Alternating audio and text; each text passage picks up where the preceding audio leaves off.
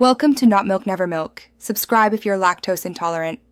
In this video, I will explain how to make your Clivia bloom. The first crucial step is providing a proper dormancy period. Your Clivia needs a cool, dry rest for about 6 to 12 weeks, typically during the cooler months. During this time, aim for temperatures between 40 and 55 degrees Fahrenheit.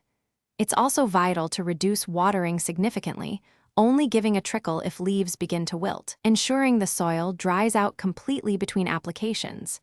This rest period is essential for flower bud development. Next, let's talk about light and watering. Clivias thrive in bright, indirect light, such as near a north or east-facing window. Direct sunlight can easily burn their leaves, so avoid harsh midday rays. During the active growing season, water your plant regularly, but always allow the top inch or two of soil to dry out completely before watering again. Remember, Clivias have fleshy roots that store water, making them susceptible to root rot if overwatered. Proper feeding and repotting also play a significant role. During the active growing season, fertilize your Clivia monthly with a balanced liquid fertilizer, diluted to half strength. Once flower spikes appear, consider switching to a high-phosphorus fertilizer to further encourage blooming. Clivias prefer to be pot-bound, so only repot every 3 to 5 years or when roots are visibly pushing out of the pot.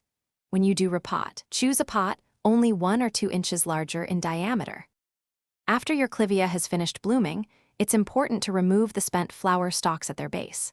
This prevents the plant from expending energy on seed production. If your Clivia isn't blooming, consider its age. Plants typically need to be 3 to 5 years old.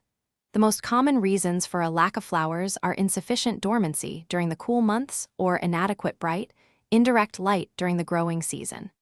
Adjusting these factors can help ensure future blooms. Thanks for watching. If this was helpful, leave a like and consider subscribing. See you next time.